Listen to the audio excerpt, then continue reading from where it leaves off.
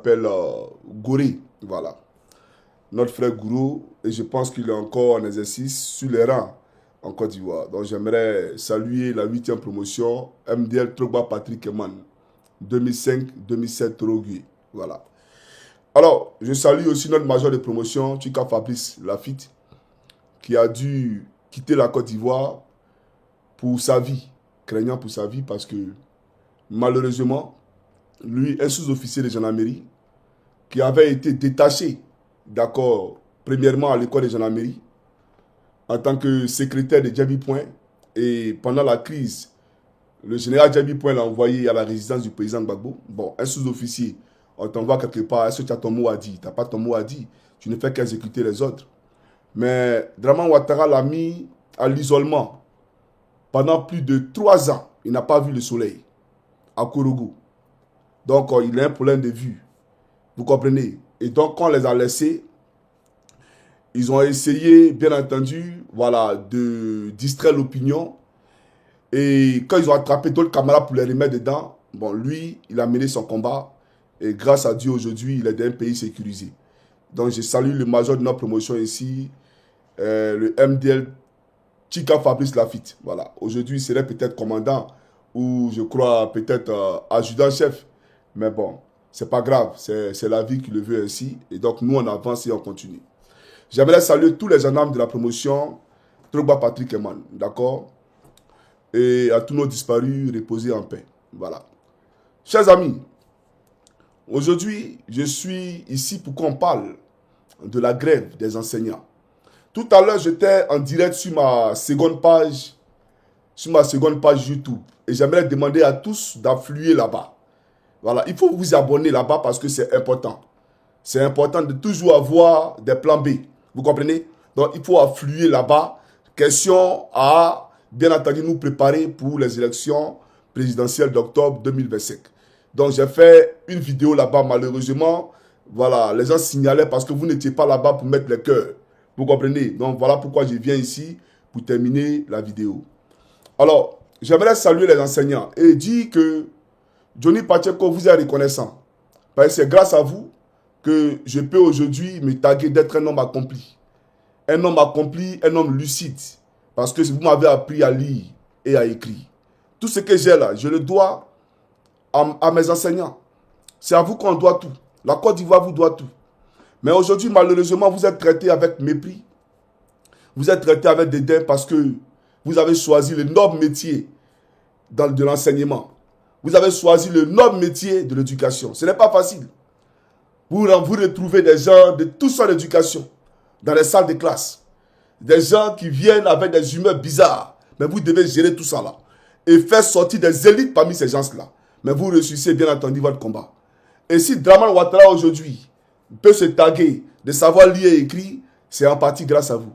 Donc j'aimerais vous saluer. Et sachez que ce n'est pas tout le monde qui est inaudible, d'accord, à vos revendications. Vos revendications là nous touchent. Parce que la Côte d'Ivoire vous doit tout. Et le monde même vous doit tout. J'aimerais vous le dire. Je salue le corps des enseignants et je salue le corps, bien entendu, médical. Je vous salue tous. Soyez salués. Alors, aujourd'hui, je vais parler de vous parce que votre problème me touche. Il me touche pourquoi? Parce que pendant que vous revendiquez les meilleures conditions de vie et les meilleures conditions salariales, on vous tague d'être des pro-Gbagbo, d'être des pro-Soro et d'être des pro-Tidiane. Mais c'est hallucinant. C'est hallucinant. Comment on peut cataloguer, stigmatiser des gens qui demandent à ce que les salaires soient rehaussés, qui demandent à ce que les salaires soient augmentés? Parce qu'ils ont des charges en Côte d'Ivoire. En Côte d'Ivoire, il n'y a pas la sécurité sociale. Alassane Draman Ouattara a tenu un discours à la nation. Sa présentation de vœux de nouvelle année. L'année passée, pas celle qui vient de finir. Il a dit que tous les fonctionnaires de Côte d'Ivoire avaient des maisons baillées dans notre pays. Donc tout le monde avait droit au beau. Mais, chers camarades, c'est un leurre. C'est du folklore. Vous comprenez? C'est du mensonge. Qui sont les fonctionnaires qui ont droit aux maisons baillées? Qui a maison baillée aujourd'hui en Côte d'Ivoire? Et pourtant, Ouattara nous l'a dit à la télévision nationale. Donc quand quelqu'un qui est à l'extérieur, il voit ça, il dit waouh, mais la Côte d'Ivoire de Draman, mais c'est pas la peine. Ça, c'est une Côte d'Ivoire exemplaire. Une Côte d'Ivoire qui est un modèle parfait, un modèle de réussite. Une Côte d'Ivoire qui fait rêver. Or, sur le terrain, la réalité est autre chose. Ils n'ont pas maison baillée. Mais Ouattara nous l'a dit. Alassane Ouattara nous l'a dit. Ouattara est venu plus loin. Je vais vous prêter une vidéo, s'il vous plaît. On va aller doucement. Hein. Voilà, moi je ne suis pas venu en guerre, je suis venu en paix. Je suis venu en paix, comme je l'ai dit tout à l'heure là. Et je vais le répéter ici pour ceux qui n'étaient pas à jour de ce que j'ai dit là-bas. J'ai dit que Ouattara, chaque année, quand lui prend la parole, il dit que notre pays, la Côte d'Ivoire, a réalisé des croissances inégalables dans le monde. Des croissances de façon continue. D'accord? Et c'est la croissance qui varie entre 8% et 20%. Ça varie seulement. Et c'est consécutif. Ça varie, ça varie, ça varie. Mais je n'ai jamais vu un dirigeant d'un pays occidental se lever pour dire que mon pays a réalisé une croissance de 20%, une croissance de 8%. Je n'ai jamais vu ça. Montrez-moi un seul dirigeant occidental dans une parution publique qui a dit que mon pays connaît telle croissance. Jamais. Et pourtant, là, leur IDH, là, leur indice de développement humain est au vert. Est au vert. Pour nous, là, c'est au rouge et c'est décroissant. Mais nous, on dit qu'on a réalisé des croissances hors pair, des croissances inégalables, irréalisables dans le monde. Et on compare même notre niveau de sécurité au niveau de sécurité d'Hollywood, au niveau de sécurité de Paris et de l'Angleterre. Mais Paris n'a jamais dit que les taux de croissance annuels étaient consécutifs. Ils n'ont jamais dit ça. New York n'a jamais dit ça. Mais en Côte d'Ivoire, Alassane Ouattara le dit tous les jours. Et pourtant, le pays qui réalise ces croissances-là, là-bas, les gens ne mangent pas $1 par jour. Ce pays qui réalise des croissances, dans ce pays, si tu n'as pas l'argent pour te soigner, tu meurs. Ce pays-là, c'est un pays où chacun se promène avec sa pierre tombale sur sa tête. Parce qu'il faut prier pour ne pas que le malheur arrive. Parce que si tu es frappé, même par une piqûre de moustique, c'est là que tu te rends compte qu'en réalité, il y a des problèmes dans le pays. Parce que tu peux succomber à cette piqûre-là, parce que tu n'as pas l'argent pour te soigner. Voilà la Côte d'Ivoire. Et devant la télévision, on nous vend bien entendu du luxe. La Côte d'Ivoire va bien. Les Ivoiriens respirent la grande forme, etc., etc. Mais les Ivoiriens veulent respirer la grande forme avec vos enfants. Mais pendant qu'on demande à respirer le miel que Ouattara nous a donné, Ouattara laisse ce miel pour envoyer ses enfants aux États-Unis. Ses enfants sont en Suisse, scolarisés en Suisse, soignés en Suisse, avec l'argent du contribuable ivoirien. Se promène en jet privé. Le fils de Bitogo a fini de faire toutes les grandes boutiques des Champs-Élysées. Louis Vuitton, Gucci, Zara, etc. Pendant ce temps à Yopougon, quelles sont les conditions de vie des gens? La précarité à la haute échelle. C'est la misère tous les jours. Et c'est de ça que je parle. Parce que je ne suis pas d'accord avec ce mode de vie-là. Ce mode de vie que les Ivoiriens ont là, je ne n'accorise pas avec ça. Et donc, qu'on arrête de venir mentir aux gens à la télé pour dire que ça va. Parce que ça ne va pas. Ça ne va pas en Côte d'Ivoire. Vous voulez voir où ça va? Venez à Finlande, vous allez voir ce qu'on appelle ça va là. Venez, je vais vous montrer. Venez, je vais vous montrer. Regardez. Les fonctionnaires de Côte d'Ivoire, ils revendiquent des meilleures conditions salariales. Ils disent, on n'a qu'à augmenter les salaires. Ça là, c'est 100 €. Il est bien. Parce qu'à un moment donné, il faut qu'on se respecte. Ça là, c'est 200 €. 300 €. Ça là, le gendarme de Côte d'Ivoire, il n'a pas ça à la chaque fin du mois. Un gendarme ivoirien, il n'a pas ça chaque fin du mois. Et vous appelez ça un pays? Vous dites que tout va bien dans le pays là? Et respectons les gens. Il faut qu'on se respecte mutuellement. Vous comprenez? Ça là, toi tu manges, tu dis que tu ne manges même pas ça là par mois, et puis tu dis que tout va bien dans ton pays. Ça va bien comment? Ça va bien comment? Rien ne va. Voici un pays où Ouattara Alassane Dramane nous dit, d'accord, écoutez-moi très bien, qu'il a augmenté les salaires des fonctionnaires. On va lui donner la parole d'abord, et puis après j'allais en profondeur. Et je vais vous expliquer pourquoi il a dit aux enseignants, malheureusement ils ne sont pas FSI. Parce que s'ils étaient au FSI, Ouattara allait être audible à leurs revendications, qui est d'autant plus légitime, d'accord, que fondée. Mais comme ils ne sont pas FSI, on ne peut pas les écouter. Et je vais vous montrer qui a écouté en Côte d'Ivoire. D'accord? Mais chaque Américain africain peut de Côte d'Ivoire. Je vais vous planter Draman. Et après, je pousse ma locution. Ceux qui crient à la gloire de Ouattara, vous criez à la gloire. Nous, on n'a pas faim. Regarde. On n'a pas faim. Voilà. Ça va mettre fonctionnaire de Côte d'Ivoire, 103, tu ne peux pas avoir. 203, tu ne peux pas avoir. Il y a mettre 4 dessus. Vous ne pouvez pas. C'est une réalité, au fait. C'est la Finlande qui fait ça de moi. C'est la Finlande qui me donne ça. C'est la Finlande qui me donne. Mais vous, là, vous n'avez pas ça. Et nous, on parle ici pour que vos conditions de vie s'améliorent. Pour que vous soyez dans les meilleures conditions pour pouvoir scolariser vos enfants, vous soigner, etc. Mais ce n'est pas un problème. Et pendant ce temps, vous donnez des t-shirts à l'effigie de Draman. Vous partez, on vous met sous des bâches là. Ouattara. Mais soyons sérieux. Il faut qu'on soit sérieux. Eh bien, il va allumer le climatiseur du peuple parce qu'il ne faut pas transpirer quand on parle au peuple de Côte d'Ivoire. On est d'accord ou pas? Voilà. Il ne faut pas transpirer. Et puis, mon cœur bat pas. Hein. Voilà, ici là. On ne coupe pas courant. Il n'y a pas de délestage ici. On ne coupe pas courant ici. Il n'y a pas de délestage. Je n'ai jamais vu courant couper ici. Jamais. Depuis que je suis en Finlande ici. On ne coupe pas l'eau. Et puis la compagnie d'eau là et d'électricité, ça appartient à la Finlande. Ça n'appartient pas à la France. Ça n'appartient pas à la Corée. C'est la compagnie à eux. Ce n'est pas à quelqu'un. Pour nous là, ceux qui sont ici là, ça ne nous appartient pas. Pourtant, l'eau ne quitte pas à Paris pour être traitée à Abidjan. L'eau là, c'est Dieu qui nous a donné ça naturellement.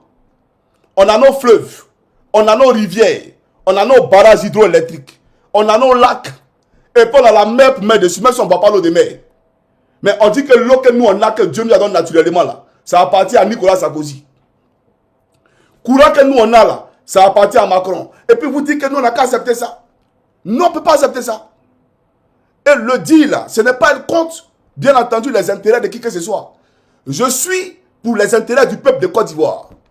Je suis pour une Côte d'Ivoire où l'Ivoirien, d'accord, ne se sent pas biaisé et lésé dans son pays. Et ça là, je suis prêt à porter la croix de tout le peuple de Côte d'Ivoire. Et je le dis, avec aisance, sans compromission aucune, il faut que les gens le comprennent. D'accord?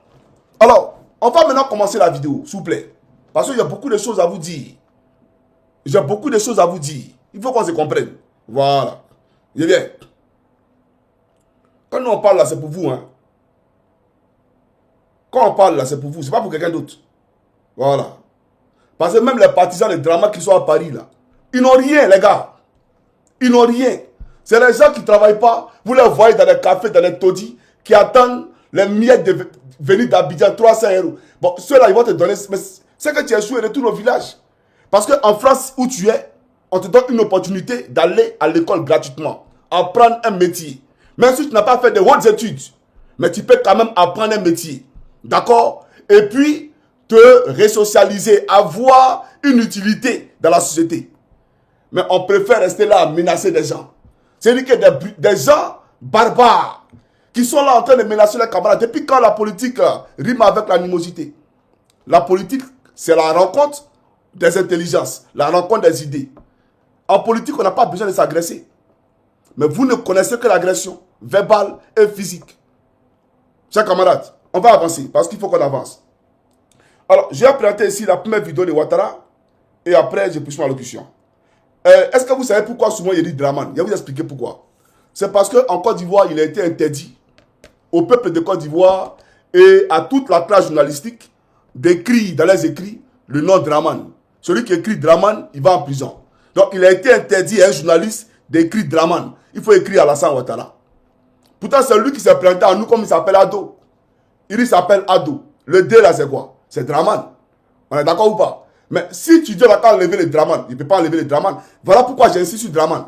Parce que moi, j'adore le Draman. Voilà. C'est comment Africain peut de Côte d'Ivoire. On va maintenant commencer la vidéo. Je vais vous présenter une vidéo attentivement.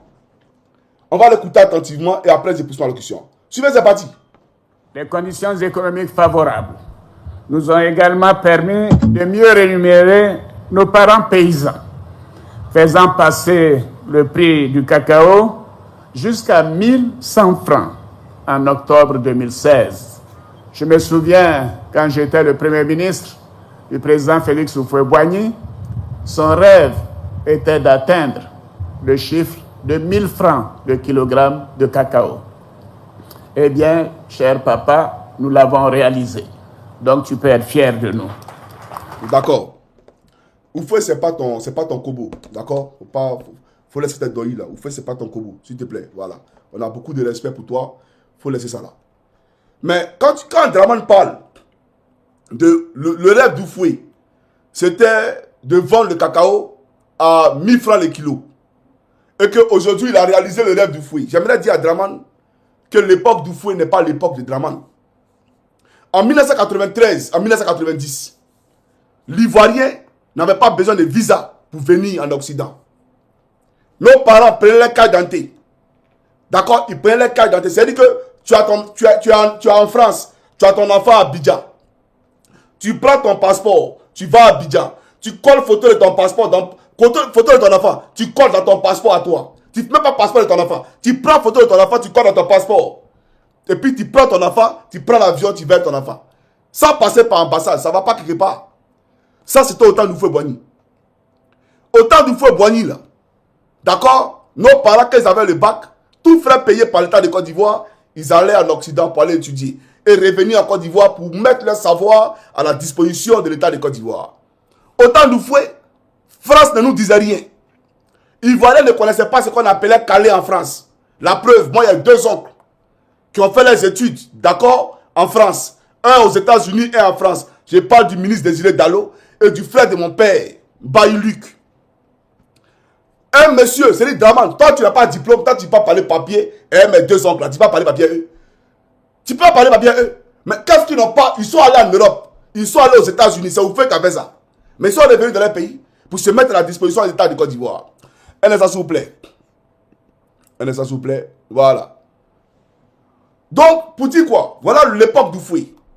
Donc, le cacao aujourd'hui qui est vendu à 1000 francs, mais avant de parler là, parlons du kilo de cacao sur le marché international. Sur le marché international. Parce que quand Houphouët voulait vendre le prix du cacao à 1000 francs là, c'était par rapport à une étude donnée. Par rapport à la bourse sur le marché, etc. Mais toi aujourd'hui là, le prix du cacao, faisons une étude comparative entre le prix du cacao au Cameroun, le prix du cacao au Ghana, le prix du cacao au Libéria et le prix du cacao en Côte d'Ivoire. Et on se rendra compte si véritablement Houphouët-Boigny là, il est heureux de Draman. Mais je vais te montrer une vidéo. Ce que les planteurs, les paysans font aujourd'hui sous Draman Ouattara. Là où on nous dit que le prix du cacao, il est à 1000 francs le kilo là. On va voir ce que les paysans font sur Draman. Chaque camarade africain peut le Côte d'Ivoire. Je vais vous planter ici une vidéo. Et après, je poursuis ma locution. Voilà. On va revenir sur la vidéo là. Mais suivez ça là, c'est parti.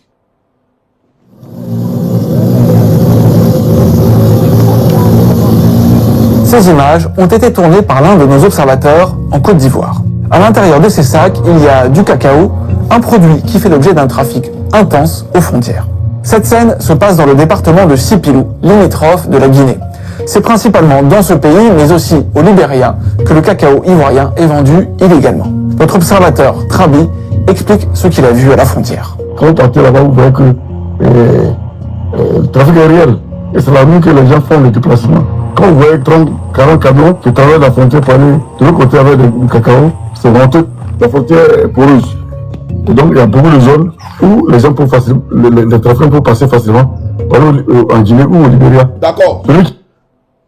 En Europe ici, là, la frontière, là, en tout cas la frontière finlandaise n'est pas poreuse. La frontière suédoise n'est pas poreuse. Parce qu'un policier finlandais t'arrête dans la rue. Même si tu as une infraction, il faut lui tendre l'argent, jamais il va pas ton argent. Jamais. Il va te tendre une facture que tu as payée sur un numéro de compte bien défini sur la facture. Parce qu'il a son salaire, puis il la laisse. Il n'a pas besoin de ton argent. Donc la corruption ici, là, c'est zéro corruption. Mais là-bas, là, la frontière est poreuse. Pourquoi? Parce que vous tous là, tout le monde a fait. Les corps habillés ont fait.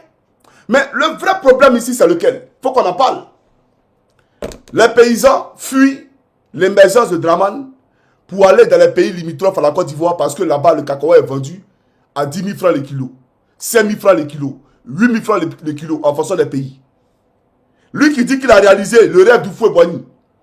Tes paysans, les planteurs du Houphouët-Boigny là, et ils fuient le pays du Houphouët-Boigny.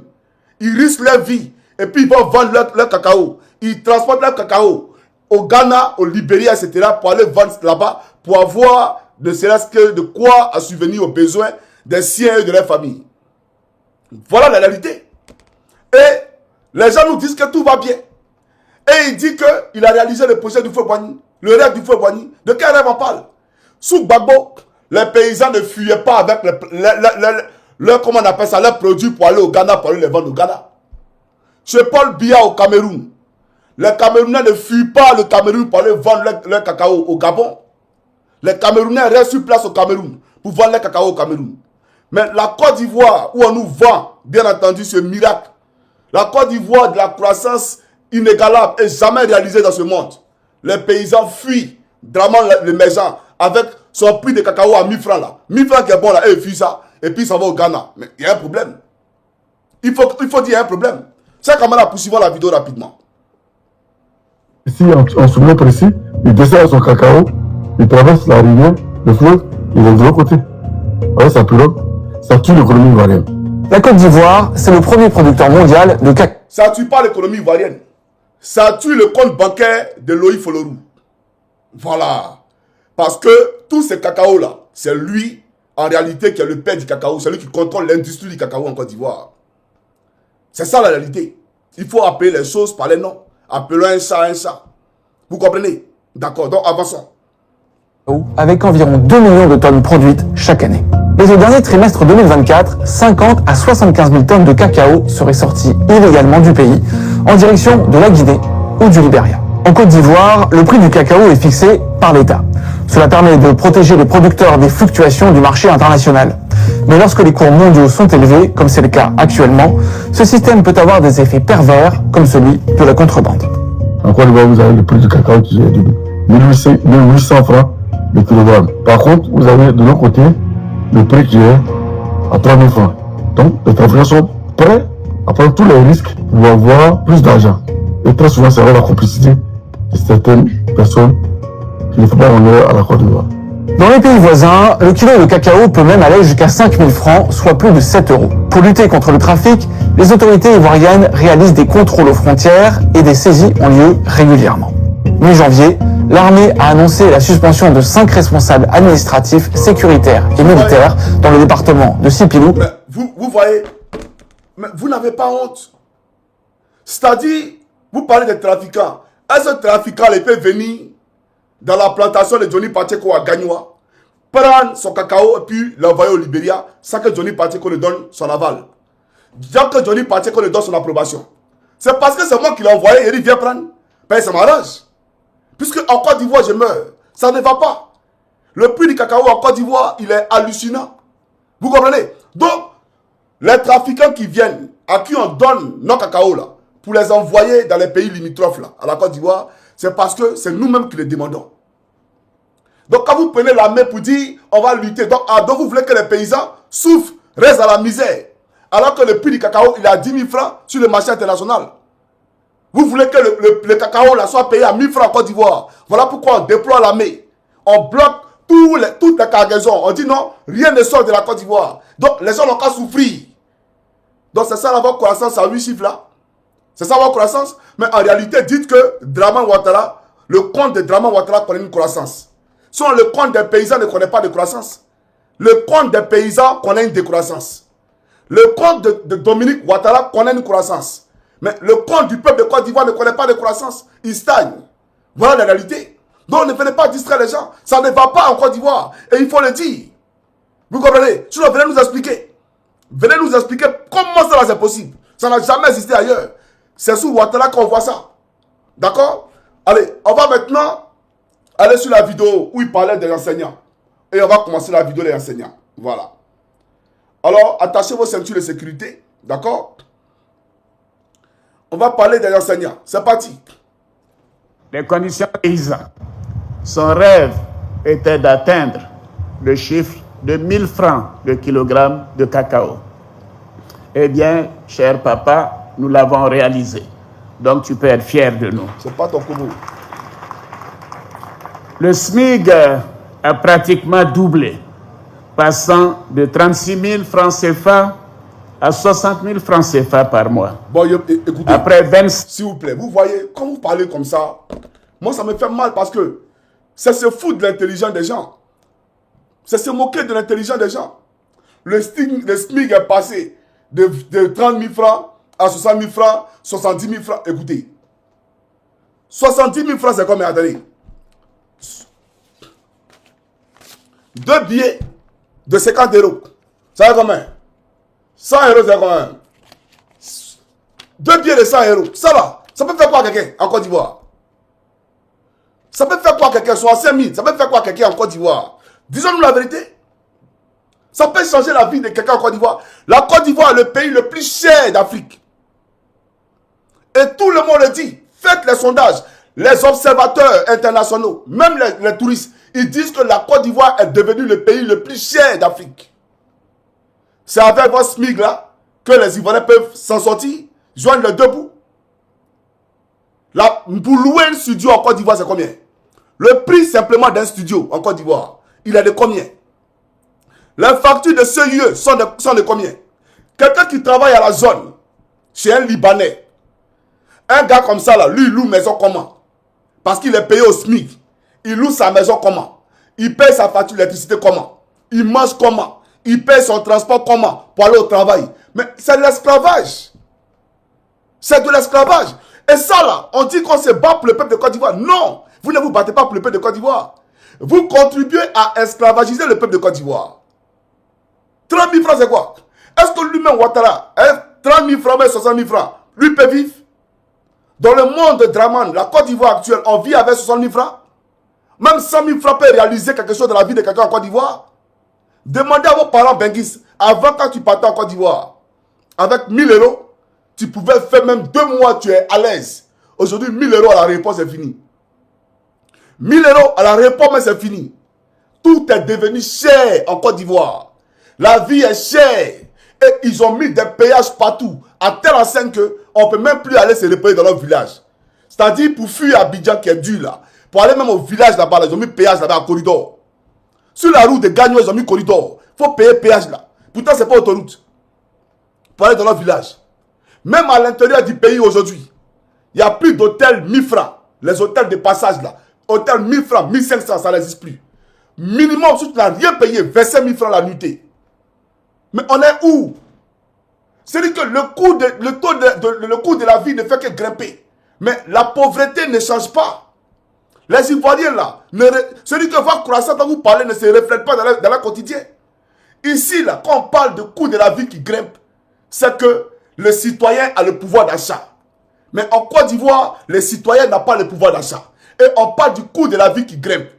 Donc on fait quoi pour remédier à cela? Voilà la question à laquelle on doit répondre. Voici un Ouattara à qui elle donne la parole sur la question des enseignants. Où il parle de leurs taxes. Où il parle de leur, comment on appelle ça? De l'augmentation. De l'augmentation des enseignants. Écoutez très bien, hein, c'est lui qui dit. Voilà. Et je vais relever le doyi. Le doyi sera relevé. C'est parti. 5 ans de blocage. Vous l'avez dit vous-même, chers frères syndicalistes. Les fonctionnaires ont vu leur salaire débloqué en 2014. J'espère que vous allez applaudir. Parce que pendant un quart de siècle, le salaire était bloqué. On doit toujours se souvenir de cela. On aurait pu continuer, mais nous ne l'avons pas fait.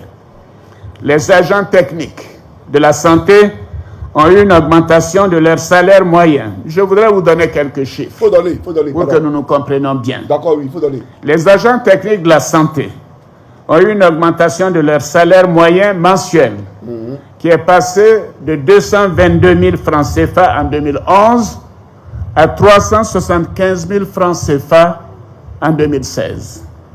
Le salaire moyen mensuel des cadres de la santé est passé de 450 000 francs CFA en 2011 à 775 000 francs CFA en 2016. Bon, d'accord. Chers camarades, on a tout compris. Il va venir sur les enseignants aussi. Pour dire, ils ont eu ceci, ils ont eu cela. Mais je vais relever ici un point. Écoutez-moi très bien, hein, les gars. Mais la vidéo vient de commencer. Ils sont en train d'attaquer ma vidéo, s'il vous plaît. Ils sont en train d'attaquer la vidéo. Est-ce que vous me recevez? Ils sont en train d'attaquer la vidéo. S'il vous plaît, mettez les cœurs, mettez les cœurs. Écrivez good live. Écrivez good live. Ils sont en train d'attaquer la vidéo. Est-ce que vous me recevez, s'il vous plaît? Écrivez good live. Voilà. Mettez les cœurs. Partagez aussi parce que les partages là, ça peut dissuader l'adversaire. Il faut partager au maximum. C'est-à-dire que quand vous êtes connecté là, actuellement vous êtes 10 000. 10 629. Bon, quand on extrait, voilà les militants du RDR, vous qui êtes là, je suppose que vous êtes nombreux. Il faut partager au maximum. Ils sont en train d'attaquer la vidéo. Ils sont en train d'attaquer la vidéo. Ils sont en train d'attaquer la vidéo. C'est pas possible. Là où la vidéo devient intéressante, ils sont en train d'attaquer. Chers camarades, la vidéo attaquée. C'est pas possible. Mettez les cœurs, écrivez good live, partagez la vidéo, Je vais vous demander de partager. Et puis, abonnez-vous massivement. Ça aussi, ça dissuade l'adversaire. Abonnez-vous à cette page-là et abonnez-vous à l'autre page, s'il vous plaît.